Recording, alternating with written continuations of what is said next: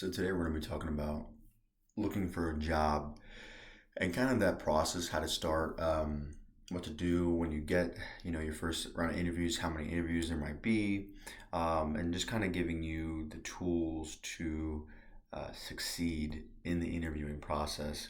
Now, obviously, this all starts with what's your background. So now, that gets into what you've done up until this point, as well as what your resume looks like. Those things. Um, a really good resource just to point out to make, uh, oops, wrong one, to make resumes is uh, this little website. It provides you just, you know, punch in numbers and it populates a resume for you in a good format, which you could select. Um, but it's just a resource to format your resume is a little bit easier. Obviously, the content which is in there, that's a different story and maybe a topic for another uh, time. But so obviously, you need a good resume because you need to beat the filters. Because unfortunately, that's what you're up against. You're up against a fine-tuned computer who is parsing for certain keywords. So really, and this goes back to the background. You need to have some basis to apply. I don't ascribe to the fact that you need 5 years and they say CISSP and all this stuff like that for an entry level position. If you have something um, in what they're looking for, apply. You don't need everything. You certainly don't need the higher ends of it. They will take you if you have initiative and you have some stuff to show that you're here to try to learn and grow. Because uh, a lot of what I've seen and a lot of the transition now is these big companies, especially with the rampant uh, transitions into new technology, into the cloud, and having to constantly adapt.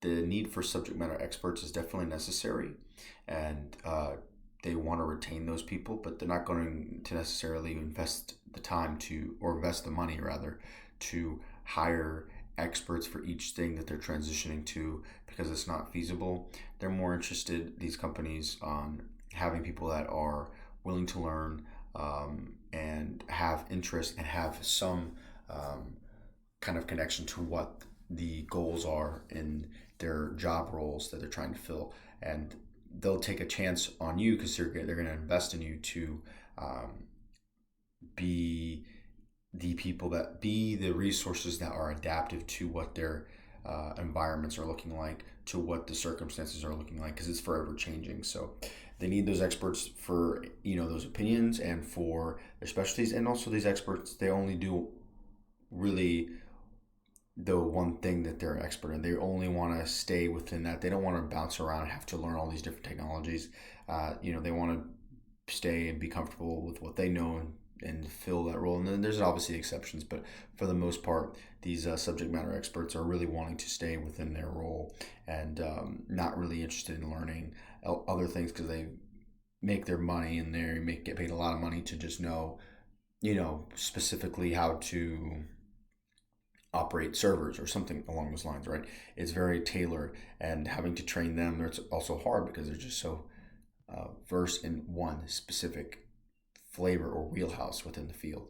So that's kind of to encourage you that, look, a lot of these jobs are going to have things that you have no idea what they're talking about, or a lot of it seems out of scope. But if it's entry level position, and maybe you can get away with some mid level, but mostly entry level positions, and you have things in your repertoire in your wheelhouse that you can add to that, as well as fill in for, and obviously the eagerness to move forward and learn and grow, then you'll get those jobs and not be discouraged in applying. So and I think this is more so for people starting out, right? Um, I think the main thing is the two prerequisites are, hey, look, get your resume ready. Also, maybe a LinkedIn profile too. That is definitely very beneficial, and curate those specifically to the jobs you're looking to get. Right, you shouldn't blow up your resume with all the different jobs you've had. If you were working, at a pet store, then you worked at a Home Depot, and you worked at, no, just keep put some things that might be relevant, but don't. And if none of it is relevant, then pick one that has the most weight as far as, if you were a manager somewhere, you might want to put that down because that shows leadership. That shows some skills maybe that they could notice and be like, okay, we can flesh those out a little more. Don't put every single job. Don't put things that are not relevant to what you're applying for. Curate your profile on LinkedIn. Curate your resume to look good and reflect appropriately to the job you're applying to, as well as um, beating the systems as well. Because, like, for instance, a lot of these companies want CEH. CEH is not very good. Um, Unless somebody else is paying for it, it's not worth taking. It's very expensive. It's honestly, frankly, not even that valuable as far as you're not really actually gaining anything of value from it. You can take the Pen Test Plus, which is a fraction of the cost, maybe one fourth the cost, I think, of what maybe with materials, maybe 1/6 the cost. So I don't know the latest numbers on that, but it's 1/6 the cost, let's say, or 1/4 for be conservative about it. And you can put on your resume Pen Test Plus equivalent to CEH. That way, the resume it flags as CEH on there, and they pick up that resume. So that, and the Pen Test Plus, I would say, frankly, is definitely better. Not the saying it's the best out there and the best representation, but it is at least aligned more accurately to what that penetration testing process is, and gives you more a better insight, I would say, into that world. Not saying you're going to be a professional pen tester, but it's going to help get you more into the role of maybe a junior, associate level pen tester, intern type level role, where you kind of have an idea of how to navigate what to do, what you need to do in the job, but you're not going to be a professional hacker by no means. But that's I digress. But let's go back to, so now we're going to understand the prerequisites. Obviously, you need to have some background in something, right? If you did a boot camp, if you did a degree, a graduate certificate, certifications, if you build labs, all these things help. Have a portfolio put together if you have labs. Those are probably very important. I would say the most important of everything else. Having some things that you show that you're actively working and you're actively doing things on your own, that shows initiative, and I think that's important to highlight. But we can talk about that another time. So I think the main thing I wanted to cover is mainly when you're applying, how to apply, and kind of what to do before your first interview, and just that portion of the process. The whole process itself is very long, but when you're looking for a job, you really just want to find obviously something that interests you, that makes sense relative to what you are doing. So you say entry level, we'll search, and we'll just look through here. All right, these are entry level jobs, and you just look through and you just see, okay, what do you want to do? All right, let's just say we want to be cybersecurity defense analyst at Lockheed Martin. Okay, we're just gonna look through here. All right, qualifications, and you start Security Plus. Maybe starting out, okay, I have Security Plus, or I have CYSA. Okay, cool. You understand, how to protect, detect, respond, and sustain incident. Maybe you know some of that. Maybe you've done some Wireshark capture, packet capture. Maybe you've worked with FTK Imager or DD or the other one. It's escaping me at the moment. But one of these forensic tools. Maybe you've worked with Linux. Okay, and maybe that's all you have. Okay, so you might not have all these things. Maybe. So maybe, the security clearance part, we're just pretend that doesn't exist right now. Okay, we're just going to keep going, and we're going to look through, and we're just going to read, and we're going to say, okay, we have some of these things. Let's apply. Okay, so then you put all your input in there. You have some of the stuff. Now it comes to just presenting what you've done effectively. Okay, and then also let's look at the company. So let's look at, for instance, Lockheed Martin. Let's see, maybe we want to look at some of the things, revenue, industry. Okay, you want to look when they're founded. You want to look at maybe some of the things about them. Look at what other employees have to say. Look at reviews. Look at the Q&As. Go to their website.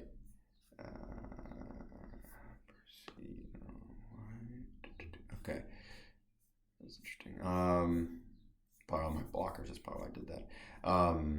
So go through, look at the history, look at about this company, find out as much as you can, because if you come to the interview and you just are waiting for them to ask you questions and just cookie cutter, kind of process, then you're gonna not be memorable. You're not gonna stand out. You're gonna lose that job more than likely.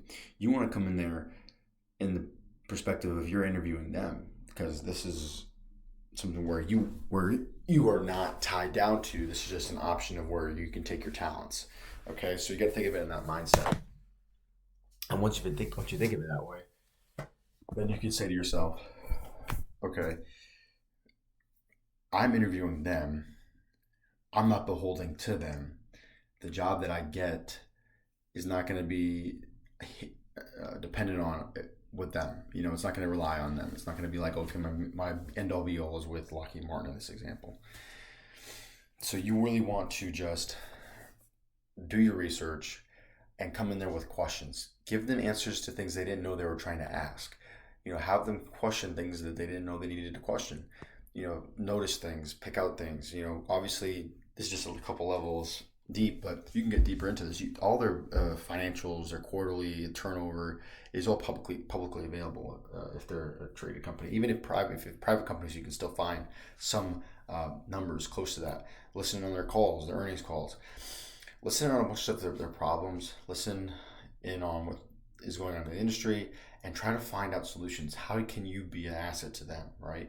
That's the kind of the position you want to frame everything in, but also you want to vet them as well. Ask them, different things you need to know, or position the conversation or the dialogue to being, helpful as far as, hey, I noticed you guys are dealing with this, and there's, these latest new developments with X, whatever it is, and I feel like, my role in this, I can help by doing X, Y, Z, or I've noticed that, at least from my private, studies or practice, that maybe doing this and that might contribute, or something along those lines. But you want to provide solutions. You want to be on the offensive and telling them what they don't know they want to hear, right? Because people don't know what they want to hear until you tell them, right? Because everything's kind of reactionary, everything's kind of mundane. So if you come in there with kind of that fire, in the sense, like, not that you know it all, because you don't want to be that guy, but you want to just come in there and just be like, ask them questions. Go and talk about things that are happening. Talk about things that you know about their company, about the industry. And just notice, like, hey, this is where I see things going. I really think that I can provide helpful impact because of whatever, or some useful insight that you've noticed, maybe that can contribute to making the program more successful. And I would love to be a part of that. Something along those lines, right? But you want to be a productive asset in their problem solving. But that's just one part. And we'll probably come back to this at some other point, but that's all for right now. Just come in there, have a tailored resume, obviously have your background. Those are kind of the requirements. And then just do your research. Get as much OSINT, open source intelligence, of all these different things you can find out about what the company is, who's worked there, and kind of just really understand their culture, their mission, their purpose, their history, and understand the news around what they do and what they're involved in, and try to find answers, find questions that they might have not asked or might have not thought about, and fill yourself in there. And remember, you're interviewing them, not the other way around.